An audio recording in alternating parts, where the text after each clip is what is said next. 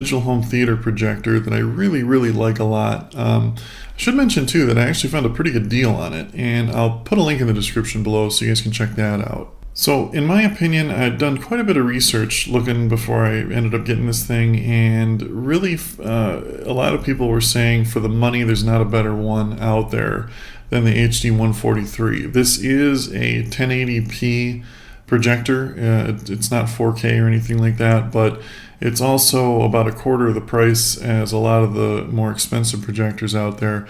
And I'll tell you right off the get-go, I was really blown away by the quality of this thing. I had a Sony home theater projector before that was, about $6,000 for my home theater room, and I didn't expect this thing to be anywhere near as good as that one. I'll be honest with you, it's better than that one was. Just the brightness of the picture, the contrast, is very good on this thing. It really throws a lot of light. That's one thing that my Sony didn't do as well as this one did. Is it almost looks like you have like a flat screen TV mounted on the wall, just because of how bright it can actually throw the image. Picture quality and color are excellent on this thing.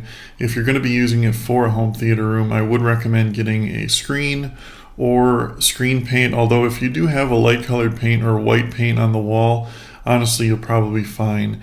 I had used screen paint, which is like a reflective paint, with my home theater room, and didn't find it made all that much difference between just that and flat white paint, or even a satin white paint. So up to you, but it may look better a little bit with a screen.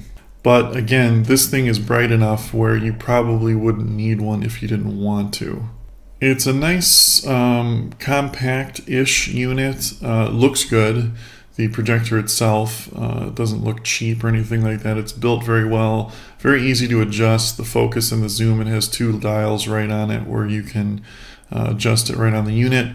And the battery, or the lamp life on this one, is supposed to be 12,000 hours, which is a long time.